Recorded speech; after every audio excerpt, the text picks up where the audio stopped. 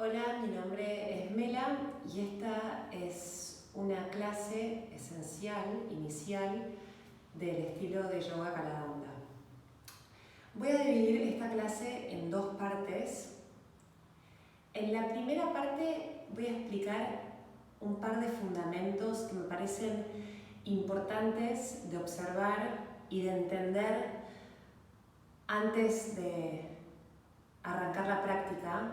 Si estuviesen tomando clases presenciales, estarían teniendo el tiempo en la clase para que revisemos esto entre todos, pero dado que esta no es la circunstancia, me gustaría tomarme la primera parte del video para explicar un par de cosas. Una vez que ya lo vieron y ya lo entendieron, pueden saltearse esa parte e ir directamente al momento donde arrancamos esta primera serie de clases iniciales para personas que están arrancando con esta práctica. Espero que les sea de utilidad a la mayor cantidad de gente posible. Así que lo primero que voy a explicarles es, si están en casa, los elementos que necesitan y cómo los pueden reemplazar. Entonces, en primera instancia, lo ideal es tener un mat. Pero si están en medio de una cuarentena, como es la circunstancia ahora, probablemente sea difícil de conseguir un mat.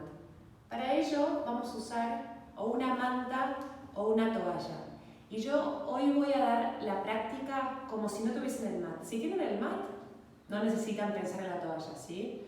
Pero si no tienen un espacio, una esterilla o un mat, M-A-T se llama, un mat donde hacer la práctica, voy a enseñarles cómo hacer la práctica con una toalla, ¿sí? Para que los puntos de contacto en el suelo no les sean dolorosos. Entonces, elementos que necesitan son una toalla. También en una clase esencial usaríamos bloques, que pueden ser como estos, que son de goma o de madera, pero es verdad que también probablemente sea difícil conseguir bloques en casa. Entonces les voy a decir dos opciones que se me ocurrieron para que puedan tener como opciones de bloques. Conseguí estos dos libros, ¿sí? Ven que tienen como más o menos la misma forma que estos bloques, exactamente la misma forma. Entonces, los libros tienen que ser estables, tienen que ser libros que si yo los apoyo en el piso me den una cierta estabilidad. Estos los vamos a usar para ayudarnos con alturas, que normalmente cuando estamos arrancando necesitamos. Así que pueden ser libros, pero si no tienen libros, otra opción que les recomiendo, libros tengan igual si no tienen bloques. Aunque no sean tan altos, tráiganse un par de libros que los vamos a usar como altura. Otra opción es frascos de café. Así que acá busqué estos que tienen lentejas, estos que tienen granola, ¿sí? Y podemos usar los frascos para tener estabilidad y un poquito más de altura, que más o menos, si los vemos acá, tienen la misma más o menos altura que un bloque. Es un poquito más petizo. También pueden ser tuppers de cocina, anchos, redondos, ¿sí? O cuadrados, pero que sean altitos y que nos den estabilidad, ¿sí? Estas son las opciones que se me ocurrieron para que puedan reemplazar a los bloques. Y almohadón. Este es un almohadón de meditación que tiene una forma circular para que nos podamos sentar. Y si no tienen un almohadón como este, que probablemente tampoco tengan en su casa, busquen algún almohadón que tenga una altura y que sea lo más durito posible, ¿sí? Que no sean esos almohadones de espuma que son muy blandos, que sea un almohadón de esos que están hechos como de lana, que son como más duros.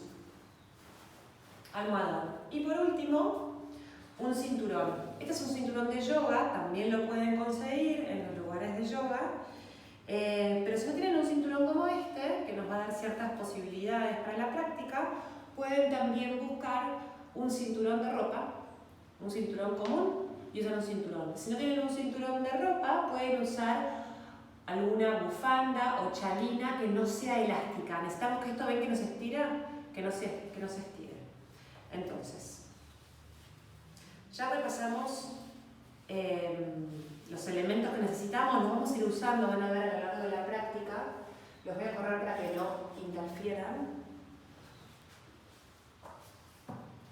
¿Sí? Ahora quiero explicarles un par de fundamentos que me parecen indispensables entender antes de hacer la práctica. Les recomiendo que esta primera parte, si la van a ver, la observen.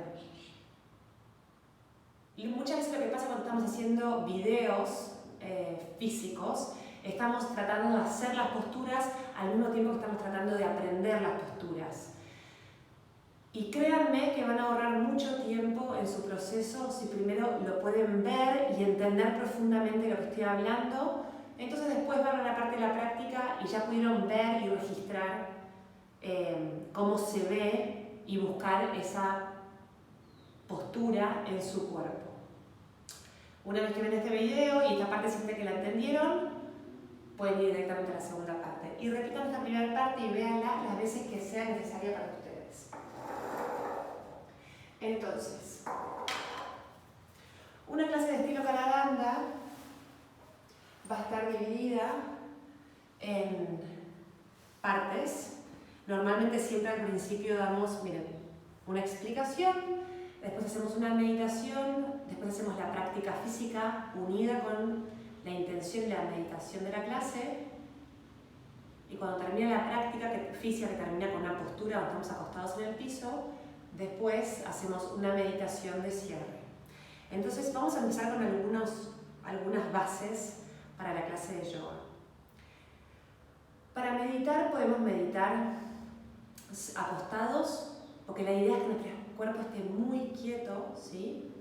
Y muy relajado. Para muchos de nosotros mantenernos sentados con la espalda derecha es un desafío fuerte. Van a ver que si queremos sostenerlo más de un minuto y no estamos acostumbrados, vamos a empezar a hacer este tipo de movimientos. Entonces lo que queremos cuando estamos meditando es intentar que nuestro cuerpo permanezca lo más quieto posible. Vamos a arrancar con un fundamento de cómo tener una buena postura de meditación sentados. Normalmente la razón por la cual nuestra espalda se mueve es porque no estamos diseñados anatómicamente para tener la espalda bien estirada y erguida, ¿sí? La articulación de la cadera, ¿sí? No hace que sea fácil tener la espalda estirada cuando estamos sentados. Por eso van a ver que todos los grandes meditadores, la gran mayoría, usa abajo de la espalda, abajo de los glúteos, una altura. Puede ser, ven acá la toalla enrollada o un almohadón. Esto es lo que les decía, es un almohadón para meditar, ¿sí? Eso permite que mi espalda tenga una altura para que pueda tener la espalda más estirada. Si las rodillas están por encima de la línea de las caderas, significa que todavía necesito un poco más de altura. Yo conocí a alguien que usaba 5 guías de teléfono para hacer su práctica y de por día sacaba una hoja. Y esa es la velocidad, ese es el ritmo de nuestra práctica, ¿sí? Lento, constante y sin brechas para ver grandes resultados. Si ven que las rodillas flotan en el aire y les molesta, pueden usar los bloques o cualquier otra, o almohadones o cualquiera del libro, los frascos, abajo de las rodillas y que contengan las rodillas. Para los que tienen una rodilla que flota, esto, ¿sí? Que flota, que sí que queda como suspendida, esto los va a ayudar a que sea más cómoda la postura de meditación. Y ahí, con la altura, podemos tener la zona baja de la espalda, que es la que tiende a ponerse redonda, bien estirada. Esta es la intención de la altura. ¿Sí? La postura de los pies, a mí la más cómoda que me resulta es tener los empeines apoyados y un talón frente a otro. A alguna gente les es cómodo tener un pie cruzado por arriba del otro, pero no como indio, que ahí ven que mi pie traba abajo de esta tibia, abajo de esta pantorrilla, sino que estiramos los pies y los escondemos abajo de los glúteos. Y ahí caen las rodillas para adelante y los pies se esconden por abajo de los muslos. Y después, con una práctica más avanzada, podemos ir a un loto, pero ven que no tengo el pie abandonado, sino que tengo el pie que empuja contra el muslo, o a un loto completo. Estas son opciones que pueden tener para las piernas. Esto por un lado para la parte de la meditación, ¿sí? También pueden meditar acostados y sugiero que mediten al comienzo acostados para poder realmente relajarse, para poder disponer de su atención en la meditación y no en la incomodidad. Ahora, por otro lado, van a ver que la clase, la parte física de la práctica, está dividida en distintos tipos de posturas. Posturas de pie, posturas de sentados, arcos, invertidas. Entonces, me importa particularmente, ahora que ya entendieron esto de la altura se usa para distintas posturas de sentado también. Y me importa particularmente que entiendan un par de lineamientos físicos para alguna de las posturas, sobre todo las posturas de pie, ¿sí?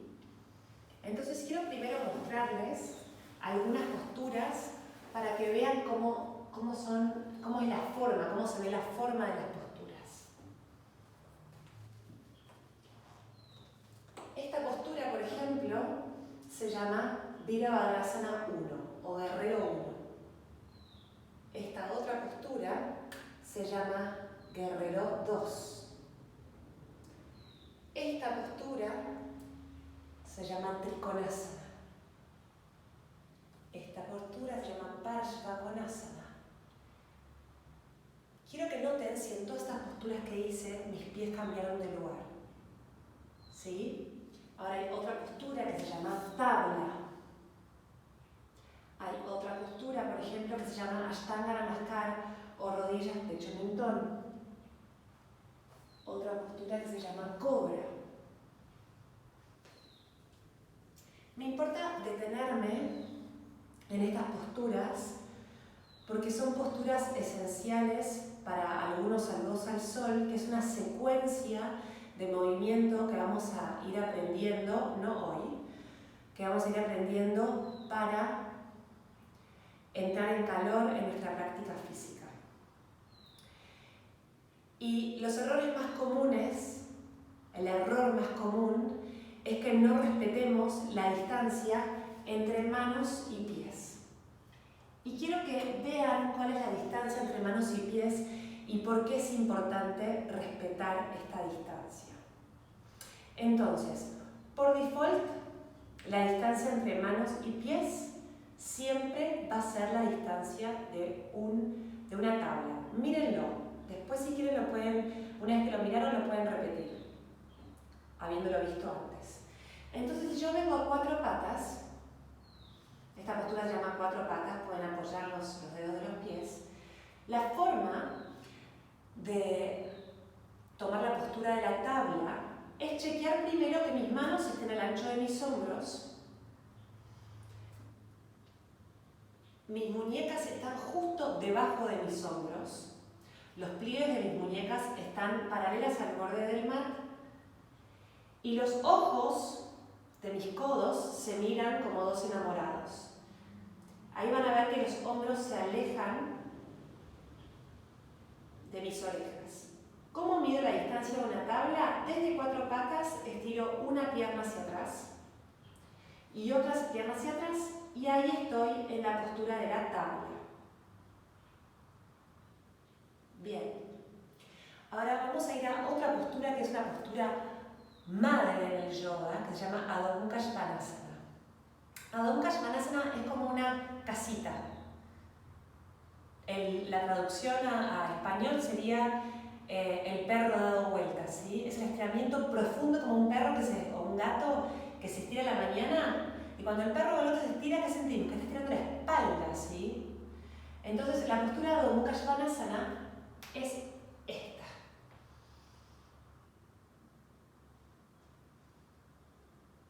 Ahora, lo que suele suceder en Adho Mukha Svanasana es que pensamos que es un estiramiento de piernas y lo primero, en orden de prioridad, lo primero que queremos estirar es la espalda. y eventualmente tratamos de estirar las piernas. Entonces, ¿cómo me doy cuenta si estoy haciendo bien Adho Mukha Svanasana? Van a ver que cuando vengo a la postura, mi zona lumbar está bien estirada. Muchas veces lo que pasa es que la espalda se pone redonda por querer estirar las piernas. ¿Ven la diferencia? Ahí es como una B corta y acá es como una C. ¿Sí? Entonces, ¿qué puedo hacer para darle espacio a mi espalda para que se estire? La forma correcta es flexionar las rodillas, llevar la cola al cielo y ahí genero espacio para que pueda estirar la espalda. Primer foco, estirar la espalda.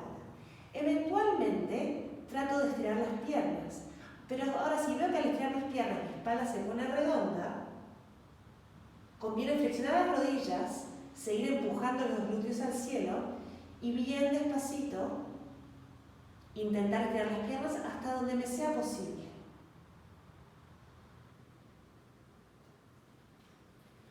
Otra parte importante de esta postura es que muchas veces lo que nos pasa es que al querer empujar el piso con las manos, sin darnos cuenta, trepamos los hombros a las orejas. Y lo que queremos hacer es tener espacio entre los hombros y las orejas.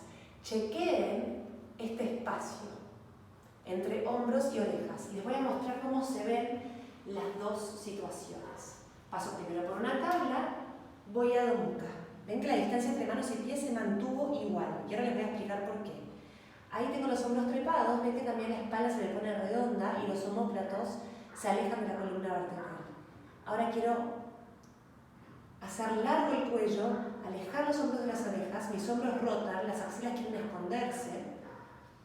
Y ahí creo espacio, puedo aflojar la cabeza si tengo mucha tensión en las cervicales, flexiono un poco las rodillas para estirar la espalda. Ahora, muchas veces de esta postura vamos a ir a una tabla. Y ven que ahí mi distancia entre manos y pies es la misma que la tabla. Tabla, Adho Mukha. Tabla, Adho Mukha.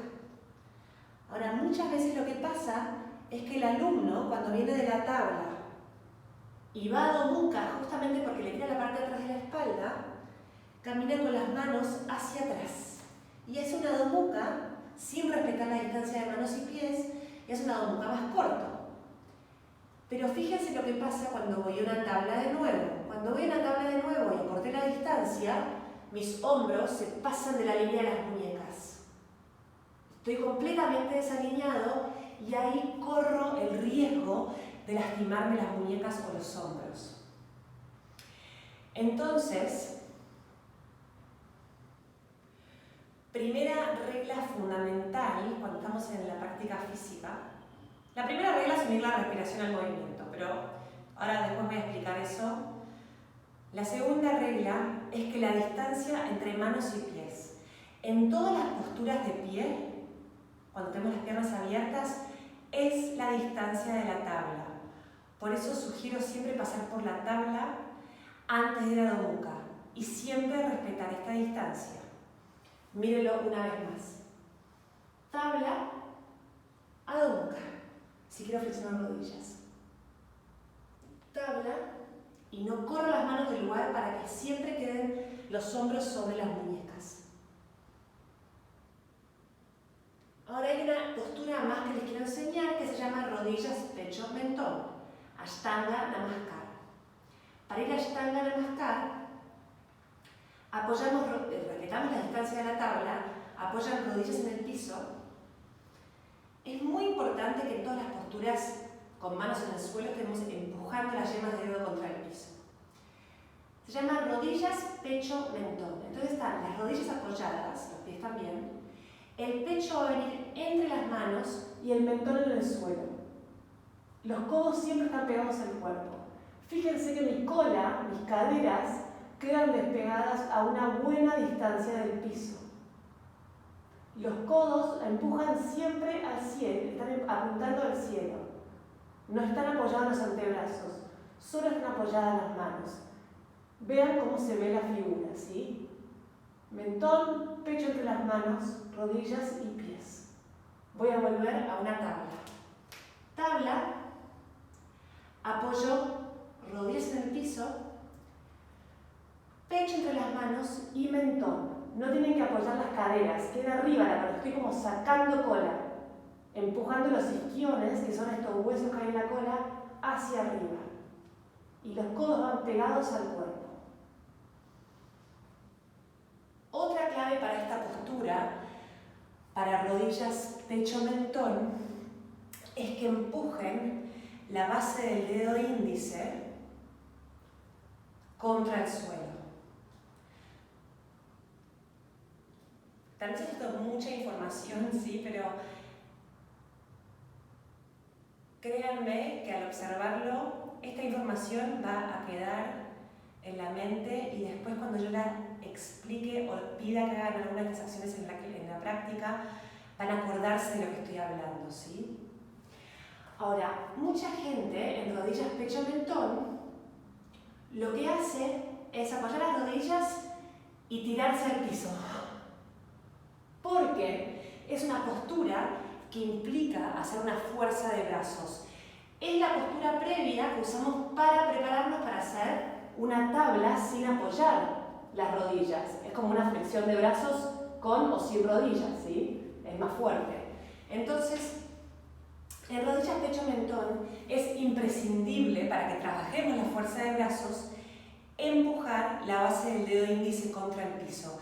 Cuando empujamos la base del dedo índice nos vamos a asegurar que los codos queden pegados al cuerpo, porque también otra cosa que pasa es que apoyamos rodillas, queremos bajar al suelo y abrimos los codos. Y si hacen esto con los codos abiertos y sin los codos pegados al cuerpo, si abren los codos, corren el riesgo de lastimarse hombros, muñecas, ¿sí? Y escápulas. Entonces los codos siempre van pegados al cuerpo, la base del dedo índice y las yemas de los dedos empujan al suelo. Y ahí van a ver la resistencia que tienen que ejercer para bajar. Muchas veces lo que pasa es que se levanta la base del dedo índice como una casita. Yo quiero que hagan foco en empujar la base del dedo índice al suelo. ¿Sí? Esto es rodillas, pecho, mentón. Chequen que la cola queda arriba en el cielo. Y de acá apoyamos en peines y vamos a una cobra. Esta cobra, como ven, un error clave en la cobra es estirar los brazos. Cuando estiramos los brazos del todo, fíjense que hay una compresión excesiva en las lumbares. Y acá corren el riesgo de poder pinzarse las lumbares y tener un terrible dolor de espalda. Entonces, en la cobra, los empienes también apoyados, piernas juntas, empujo el piso, se despega un poco la panza, pero no estiro los brazos del todo. En cambio, alejo hombros de las orejas y junto brazos para atrás, empujando el esternón hacia adelante. También estoy trabajando con fuerza de brazos, también estoy rechazando el piso, pero no estoy quebrando la espalda. Entonces, por ahora vimos la tabla, distancia de manos y pies. Adho Mukha, si quiero flexionar un poco las rodillas para estirar la espalda, alejo los hombros de las orejas. No camino ni medio centímetro las manos para atrás, las manos siempre quedan en el lugar donde estaban en la tabla. Vuelvo a volar a una tabla y apoyo rodillas, pecho entre las manos, codos pegados al cuerpo, apuntan al cielo, mentón. Apoyan en peines, empujan el suelo, juntan omóplatos por atrás, una cobra bajita. Y de acá pueden llevar la cola a los talones y descansar en esta postura. Adho Mukha Vrksasana, es una variación del niño, ¿sí? Y descansar. Ahora quiero mostrar otros dos fundamentos de los pies cuando vamos a las posturas que mostré antes, que se llamaban Virabhadrasana 1, Guerrero 1, Virabhadrasana 2, Trikonasana o Parshvakonasana.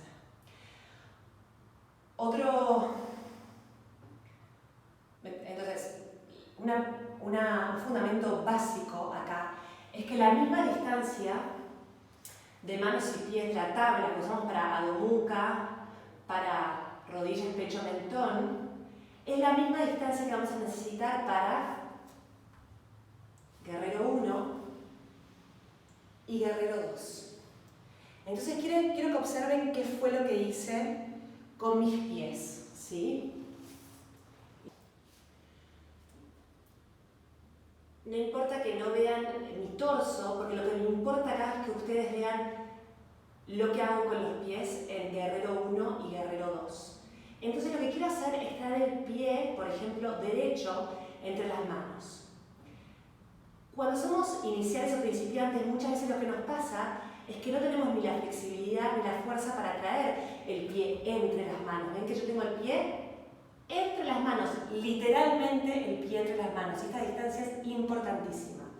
Muchas veces lo que pasa es que quiero traer el pie entre las manos y lo traigo acá. Y con suerte, haciendo fuerza y haciendo cosas, lo traigo acá. Pero esto no es el pie entre las manos. Y esto va a traer una serie de desalineamientos que va a traer complicaciones a futuro. Entonces, ¿qué puedo usar para traer el pie entre las manos?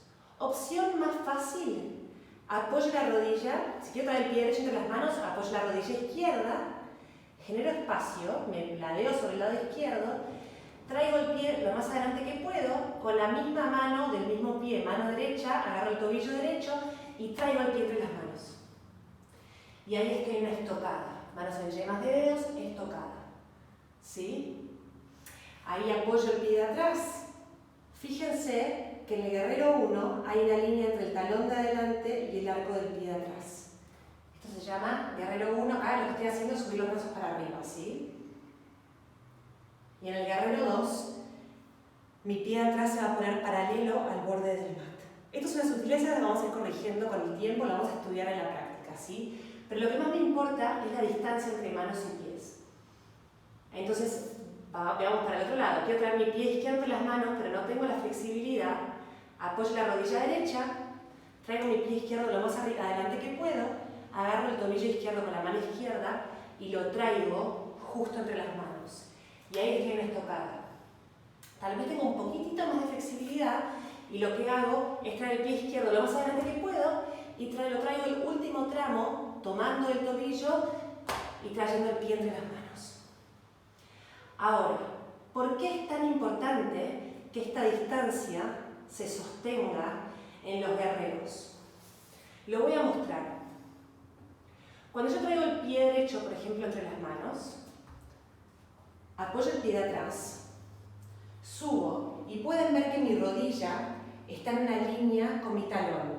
En todo caso, si no tengo tanta fuerza, voy a querer para descompensar un poquitito y no hacer tanta resistencia, estirar un poquito la pierna.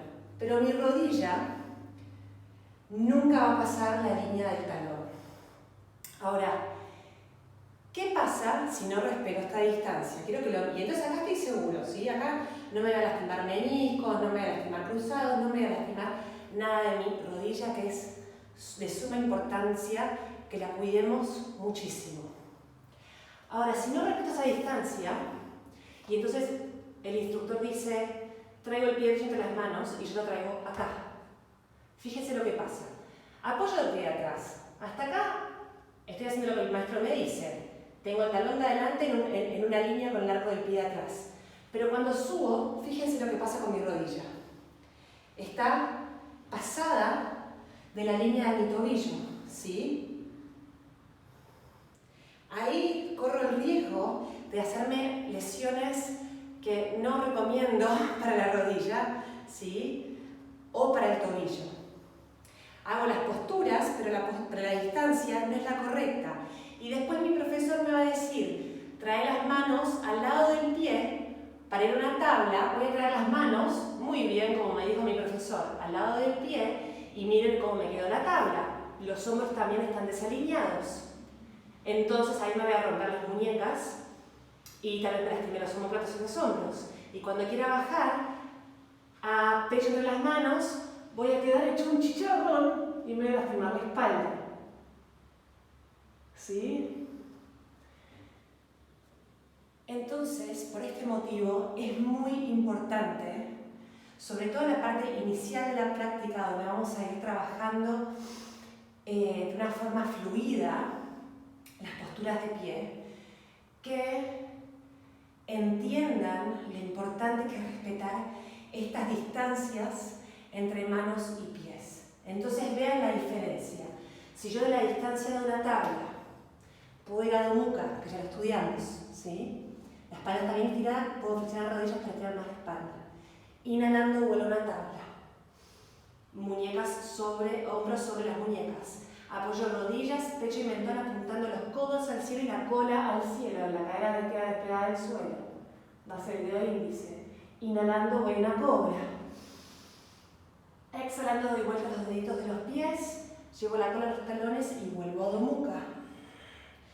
Sigue siendo la distancia de la tabla de mis manos y mis pies.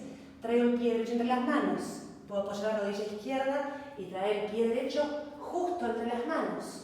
Subo a guerrero 1. Mi rodilla está cuidada. Hago guerrero 2. Mi rodilla está cuidada. No se va para adentro. Sigue la línea entre el primero y segundo dedo del pie. De ahí vuelvo a una tabla y miren, manos al lado del pie derecho. No hay ningún compromiso para mis muñecas o mis hombros. Hago rodillas, pecho, mentón. Inhalo una cobra. Y estuve todo el tiempo cuidando que mi cuerpo esté teniendo la alineación correcta. Me parecía importante repasar estos conceptos porque cuando estamos haciendo la clase en Vinyasa, que es una clase fluida, ¿no? Que es como una danza, en el fragor de querer estar haciendo lo que el profesor dice y llegando a los tiempos, descuidamos todo esto y corremos el riesgo de lastimarnos. Entonces, lo que tengo para decirles son dos cosas. Uno, escuchen su cuerpo. Si están cansados, siempre pueden venir a postura de niño, o con rodillas separadas y brazos para adelante, o juntando rodillas y llevando los brazos para atrás. Siempre que estén cansados, siempre escuchen su cuerpo y prioricen escuchar lo que su cuerpo necesita. Pueden ir a postura de niño, descansar y después seguir con la práctica.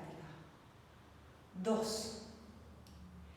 Es preferible que hagan menos, bien alineado, a estar corriendo atrás de la manzana y haciendo todo desalineado y corriendo el riesgo de lastimarse. Así que, como clase primera, llévense muy presente en la mente la distancia entre manos y pies. Y chequen una cosa más de la tabla. Fíjense que yo de 4 patas estiré una pierna para atrás y otra pierna para atrás. De esa forma no voy a poder engañarme en la postura correcta de la tabla, que como pueden ver es una línea entre mi cabeza, mis hombros, mis caderas y mis talones. Porque a veces lo que hacen si no es una tabla, si no estiran una pierna y la otra, lo que hacen es, bueno, me estiro acá y ven, esto no es una tabla. Tengo la cadera más arriba, los hombros desalineados, no estoy haciendo ningún tipo de fuerza abdominal y estoy haciendo, no sé, un polígono extraño, ¿sí? En la tabla hay una línea en toda la parte posterior de mi cuerpo. Y estoy con mucha fuerza abdominal. Pueden ver seguramente como mi panza sale para afuera y son mis abdominales que están activos. Y siempre empujar las yemas de los dedos y las 4 esquinas de la palma de la mano contra el suelo para cuidarnos las muñecas. Esto lo pueden hacer conmigo, ven que hacer 4 patas. Ahora depositen todo el peso en la base de las muñecas. Los dedos están flojos, como si pudieran tocar un piano. Y ahora empujen las yemas de los dedos contra el suelo y fíjense cómo se activa toda la musculatura de los brazos. Y ahí crean espacio, vean cómo aflojen y vuelven a empujar las yemas de los dedos. Ahí crean espacio y se cuidan la articulación de las muñecas. Sé que es un montón de información, pero ténganla presente, lo que se vayan acordando, largo de la práctica. Y vean esta primera parte las veces que sea necesario para que puedan después sentir que fluyen en la práctica lo más posible. Por último, antes de que comencemos con la práctica, quería repasar la respiración que hacemos en la práctica de yoga. La parte física de la práctica de yoga es solo una pequeña porción, la puntita del iceberg de todo lo que es yoga. El yoga es una filosofía de vida, es una forma de ver el mundo, es una práctica que nos transforma y de esta forma transformamos nuestro mundo. Pero, no obstante, siempre en la parte física, fíjense que unimos todas las disciplinas de yoga distintas que hay físicas, la respiración al movimiento. Estas dos tienen que ir unidas lo más posible. Van a darse cuenta que sus instructores, profesores, como quieran llamarlos, maestros, siempre van a indicarles cuándo inhalar y cuándo exhalar. En primera instancia respiramos siempre por nariz. A no ser que tengamos la nariz muy tapada, y ahí, antes que perder la práctica, mejor respirar como podemos por boca y por nariz. En yoga inhalamos y exhalamos constantemente por nariz. Y no solo eso, sino que respiramos de una forma particular. Quiero que la escuchen primero para que vean cómo suena.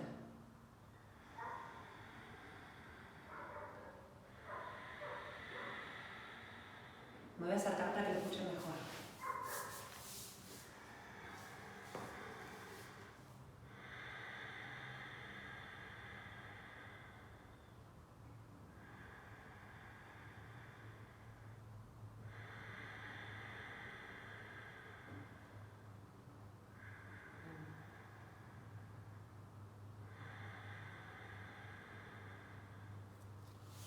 Bueno, si pudieran escuchar lo que estaba haciendo, esta respiración suena como al sonido del mar. Y es muy agradable cuando podemos sostener la respiración, este sonido que se llama Ujjayi, U-J-J-A-Y-I, Ujjayi. Bueno, también pueden tener otras formas de escribirse porque es una traducción occidental, ¿no?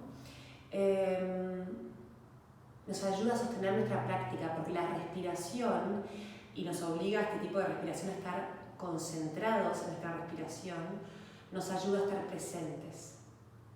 Entonces los invito a que intenten sostener esta respiración. Cada vez que se dan cuenta, ¡ay, me olvidé cómo respirar!, vuelven a la respiración Ujjayi, ¿sí? Ahora, ¿cómo hacemos este sonido? No se preocupen si no sale hoy, vayan practicándolo, buscando las formas. Yo les voy a explicar la forma en la que a mí me lo enseñaron, ¿sí? Entonces, imaginemos que nuestra mano es un espejo. Y yo quiero empañar este espejo. Pónganse la mano, voy a poner de costado. Pónganse la mano frente a la boca. Y si yo quiero empañar con la boca este espejo, voy a hacer...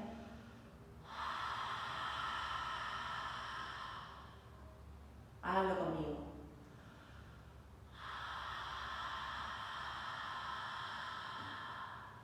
Otra vez.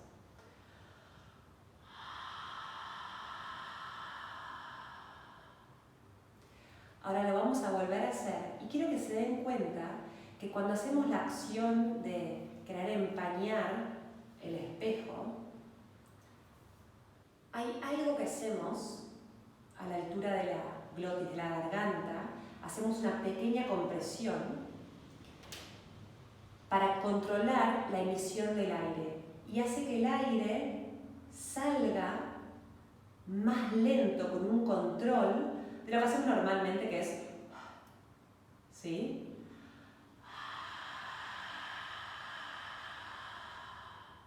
Entonces, la respiración dura más tiempo, la exhalación, fíjense.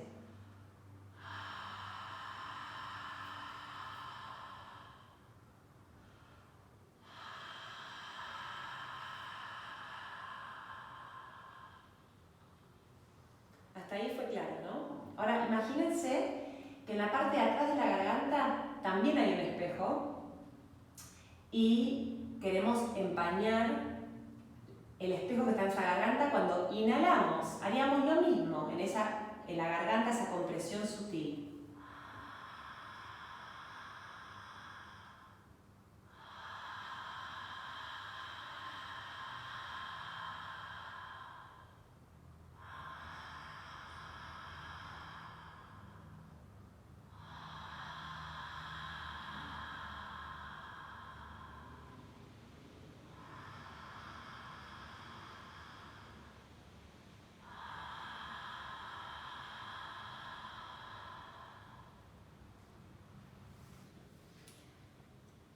Espero que hasta acá me hayan seguido. Lo que vamos a hacer ahora con la respiración Ujjayi es que sostenemos esta compresión en la garganta como si estuviésemos queriendo empañar con nuestra garganta, pero con la boca cerrada. Intenten buscar este sonido que también se parece al sonido que escuchamos cuando alguien duerme profundamente. ¿Vieron? Ahora me voy a acercar. Entonces vamos a emular ese sonido con esta pequeña y sutil compresión en la garganta que nos permite controlar la inhalación y la exhalación, lo que dura la inhalación y la exhalación. Entonces, escuchen y van a ver que estoy haciendo el mismo sonido pero con la boca cerrada.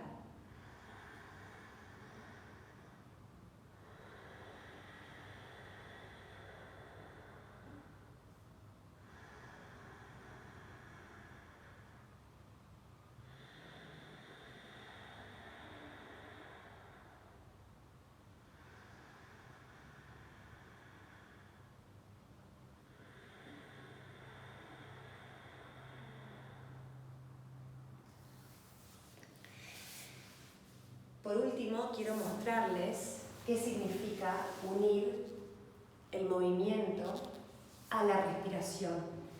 Les voy a mostrar, voy a alejar la cámara ahora para que vean cómo es la secuencia de el saludo al sol 1, que hoy todavía no la vamos a estudiar, pero para que ya empiecen a entender qué es unir el movimiento a la respiración.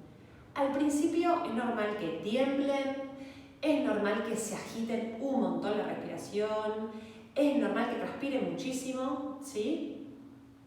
Ya Patanjali en los Yoga Sutras los Yoga Sutras, ¿sí? Que fue un gran maestro, nos dijo en uno de los sutras que es normal experimentar estas cosas, ¿sí? Entonces no se desesperen si al principio sienten que la respiración se agitan y que el profesor dice inhalen y ustedes están exhalando y exhalan y están inhalando, ¿sí? Pero estén con el oído atento. Y cada vez que pueden, regocíjense de poder, y cada vez que no pueden, no pasa nada, ¿sí? Pero de a poco, con la práctica, van a ver que pueden empezar a unir estas dos cosas, la respiración con el movimiento. Y lo que queremos hacer es que el movimiento dure todo lo que dura la inhalación y todo lo que dura la exhalación. Entonces yo voy a hacer primero una demostración con la respiración completamente unida al movimiento y después mostrarles cómo es sin unirlo, ¿sí? Pero ustedes registren la primera. Entonces ahora lo que voy a hacer es mostrarles medio saludo al sol 1 para que vean cómo se siente, cómo es el movimiento. Las transiciones son muy importantes. ¿Se acuerdan de esos dibujos que hacíamos con numeritos que hacía 1, 2, 3, 4, 5 y lo uníamos y hacía un dibujo? Bueno, cada postura es como esos números. Ahora, si yo no cuido la transición entre un número y otro, puedo dibujar cualquier cosa entre un número y otro y el dibujo no se ve. Entonces, las posturas son puntos de llegada, pero las transiciones de una postura a otra son casi o más importantes que la postura en sí misma, ¿sí? Entonces, cuiden estas transiciones. Fíjense cómo el movimiento a la respiración. Entonces voy a arrancar en Tadasana y simplemente escúchenlo.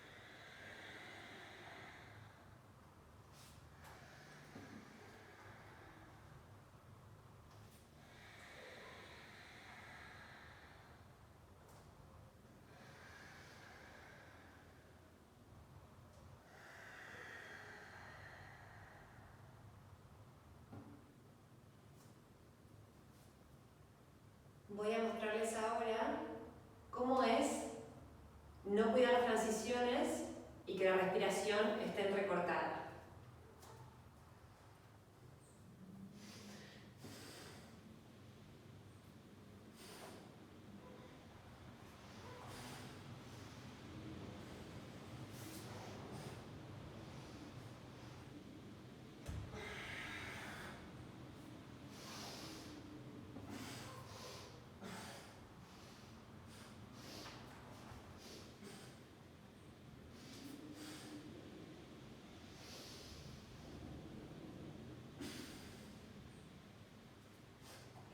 Simplemente de observarlo, díganme cuál calidad de movimiento les da la sensación de traer más paz y calma a la mente y cuál es como una mente más cortada.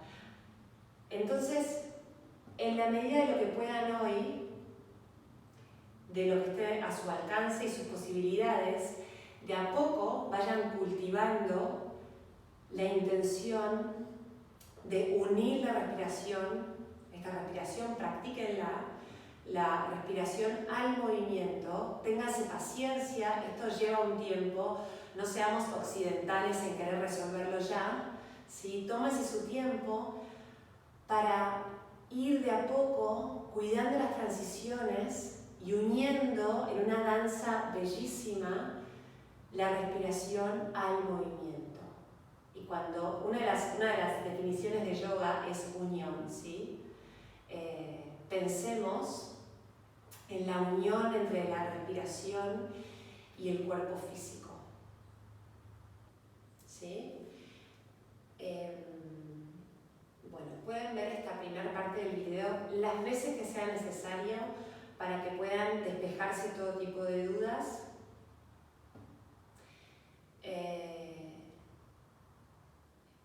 Y los invito, si tienen ganas y si esto les fue de utilidad y los ayudó a entender un poquito más, así sea que ya hayan hecho alguna práctica o si esto en algún lugar les resultó de agrado, hacer la práctica completa que vamos a hacer en esta segunda parte del video. Namaste. Y Namaste significa lo sagrado en mí o lo sabio en mí se rinde ante lo sagrado o lo sabio en ti. Es como que nuestras partes más elevadas, más sabias, se saludan. Nuestro potencial más infinito de uno al otro se saluda y nos saludamos con, eso significa Namaste.